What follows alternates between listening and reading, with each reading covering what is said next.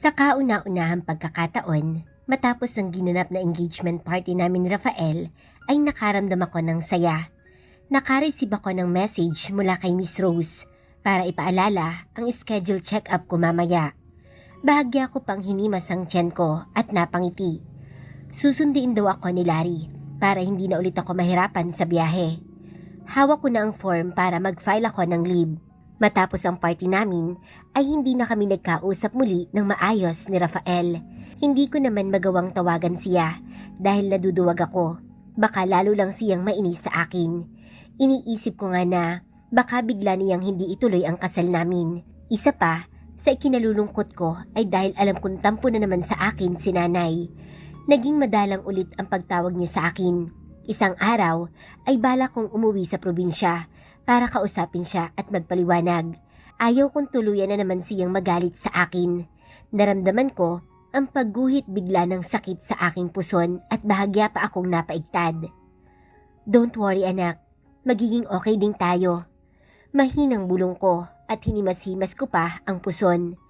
Pag-angat ko ng tingin ay namataan ko si Ma'am Abigail na nakatayo sa pintuan ng kanyang opisina at nakatingin sa akin.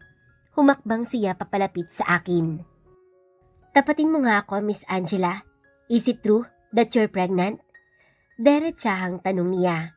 Agad naman na sumulyap sa amin ang mga kasamahan namin sa opisina.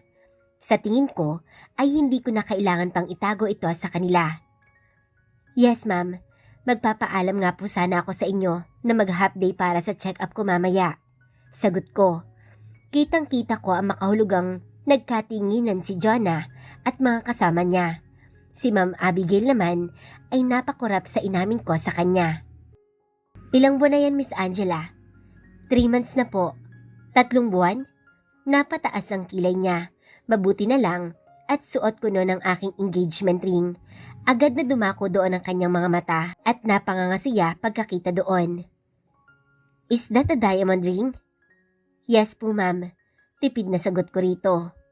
Oh my gosh, ganyan-ganyan yung gusto ko sanang ipabili sa boyfriend ko. Bulalas niya at hinawakan ang kamay ko. Matama niyang tiningnan ng singsing. Ito nga yun, alam mo ba kung saan ito nabili ng boyfriend mo? Lalong nanlaki ang mga mata ni Miss Abigail nang sabihin ko sa kanya kung saan binili ang singsing. Mayaman si boyfriend mo no? Nakangiti niyang komento habang ang mga mata ay nasa singsing pa rin. Siguro, may kakaibang epekto sa kanya ang singsing dahil biglang nagbago ang kanyang mood at nawala ang kanina ay pagtataray niya. Ibigay mo sa akin ang leave form mo at pipirmahan ko. Natuwa naman ako sa narinig. Mabilis kong inabot sa kanya ang form at agad naman niya iyong pinirmahan.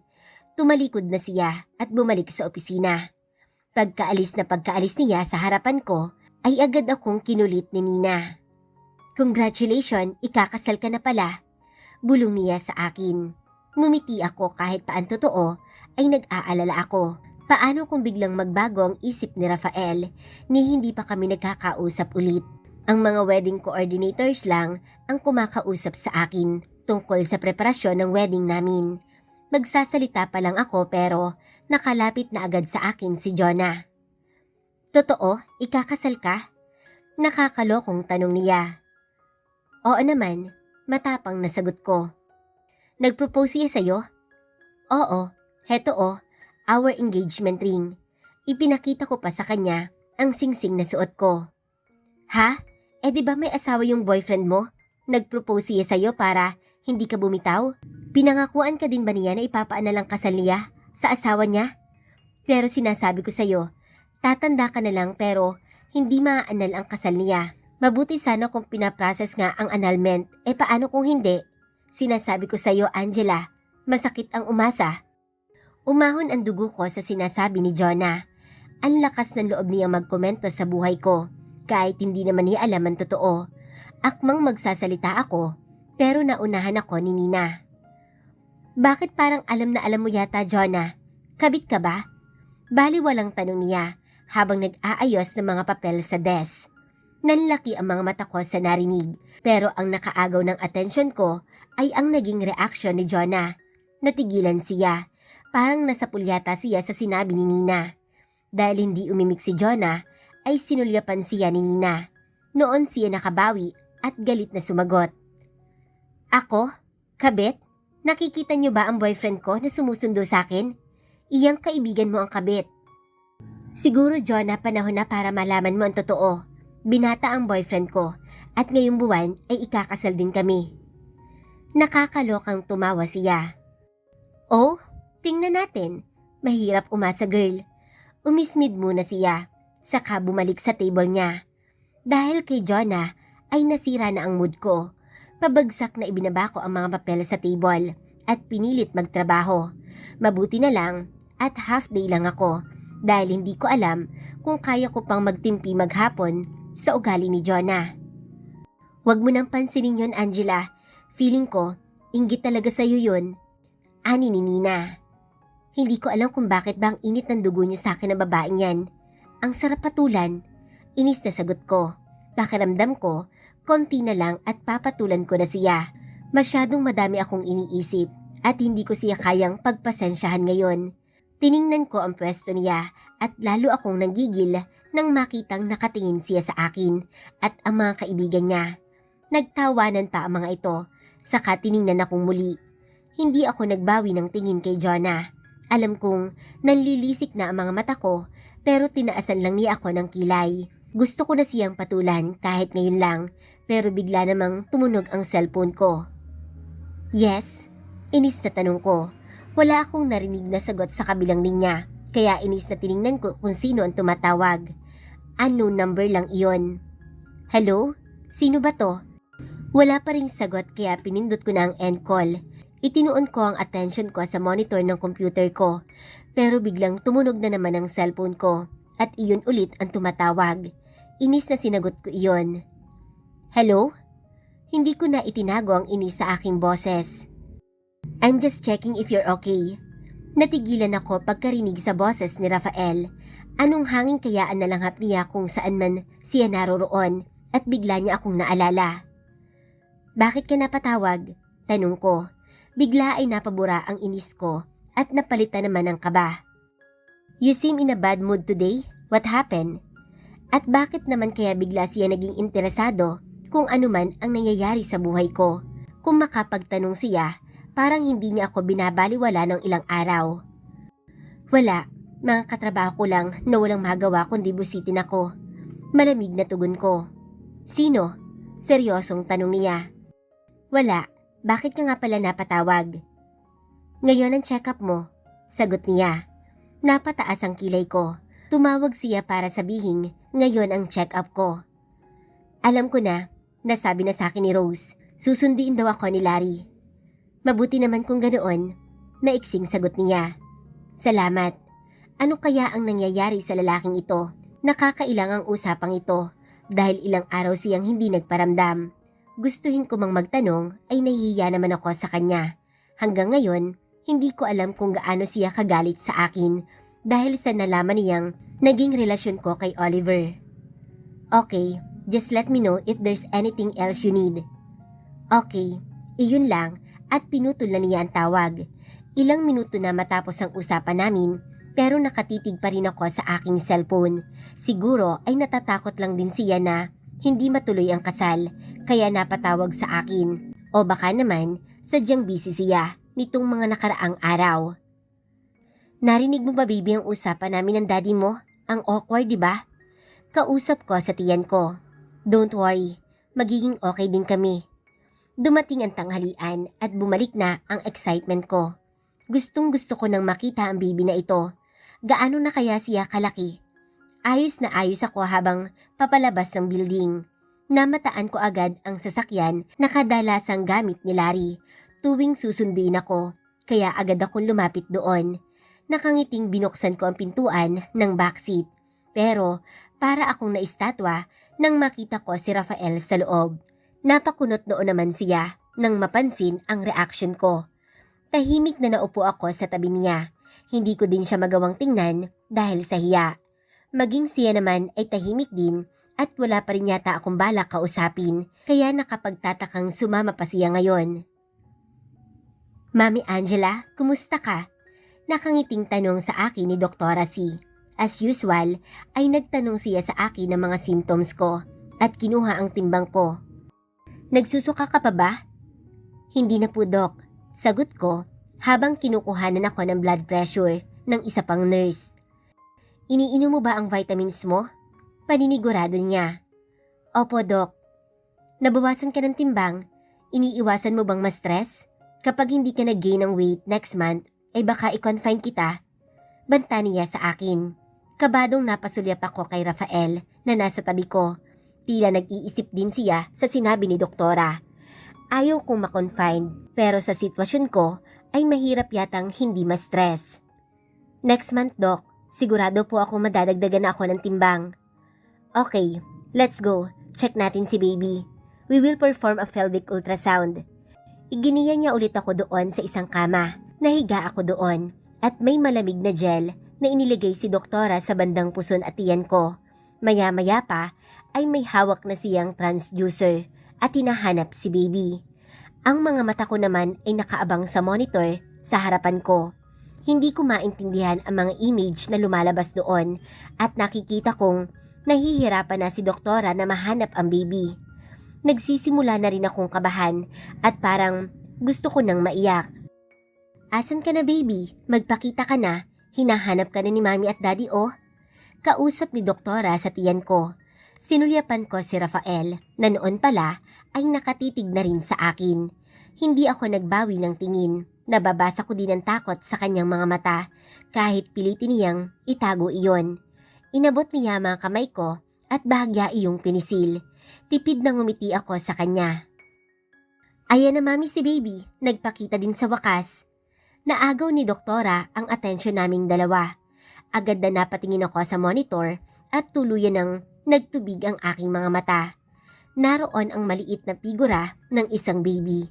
Talagang maliit pa siya, pero hugis bata na. Kita ko ang maliliit niya mga kamay at paa na animoy tumitipa at naglalangoy. Nang tingnan ko si Rafael, ay titig na titig din siya sa monitor. Ayan siya oh, pa-swimming-swimming lang. Mukhang normal at healthy naman si baby. May mga measurement na ginawa si doktora dahil may nakikita akong mga numero sa monitor. Tama naman ang laki ni baby sa edad niya. Dagdag pa ni doktora.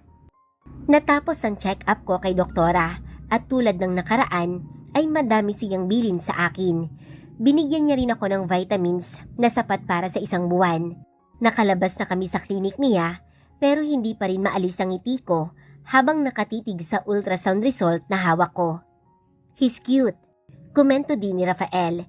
Tinaasan ko siya ng kilay. Paano mo naman nalamang lalaki? I just knew. Maikling sagot niya. Napailing lang ako sa kanya at hindi nakipagtalo. Angela, I'm sorry. Napahinto ako sa paglalakad. Hindi ako makapaniwala sa narinig ko. Bakit? Kung hindi na kita kinausap after ng party, I'm sorry. Ulit ni Rafael. Okay lang. Naiintindihan ko. Mapait akong ngumiti. Wala naman akong ibang choice kundi intindihin dahil ako naman ang may kasalanan. No, I was childish. Pangako, mula ngayon ay hindi ko nahahayaang ma-stress ka. I don't care about Oliver or your past. Let's make sure na magiging healthy ka at ang bibi natin. Seryosong tura niya. Tinitigan ko siya at gusto kong maiyak sa nakikitang concern sa kanyang mga mata. Hindi ko na napigilan ang sarili ko at niyakap ko siya. Thank you. Usal ko. Wala na akong pakialam kung ano ang isipin niya. Ang alam ko lang, masaya ako sa mga sinabi niya. Basta, darating ka sa kasal ha? Dagdag ko pa. Narinig ko naman ang mahina niyang pagtawa na siyang nagpabilis ng tibok ng puso ko. Sure, next month, you'll be my wife. Bulong din niya. Alam kong hindi dapat, pero nakaramdam ako ng kilig sa sinabi niya. Masama na yata itong nangyayari sa akin. Marahan kong kinusot ang mga mata. Kanina pa akong nakatutok sa computer at nararamdaman ko na ang pananakit ng ulo. Malapit na ulit ang swelduhan, kaya busy na ulit ako. Si Jonah at mga kasama niya ay panay ang tsismisan at magkakaumpok pa.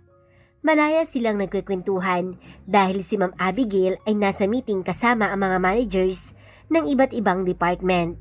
Sumandal ako sa swivel chair para ipahinga saglit ang mata ko nang biglang dumating si Ma'am Abigail. Pabilis na naghiwalay ang mga grupo nila Jonah pagkakita sa boss namin. Sa pagtataka ko ay diretsyong lumapit sa akin ang boss namin. I heard your file for a vacation leave this month. Just give it to me and I'll sign it immediately. Nakangiting tura niya. Okay ma'am.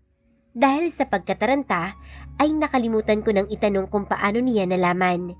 Namataan ko si Nina na nagtatakang nakatingin din sa akin.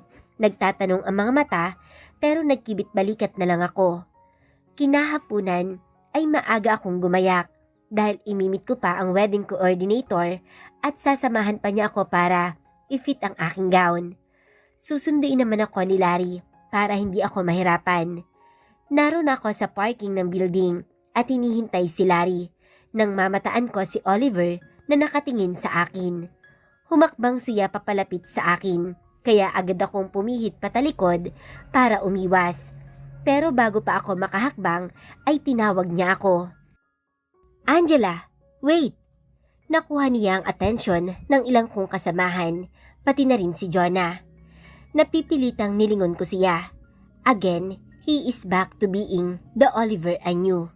Nagmamakaawa ang mga mata niya habang papalapit sa akin. Oliver, anong ginagawa mo dito? Can we talk?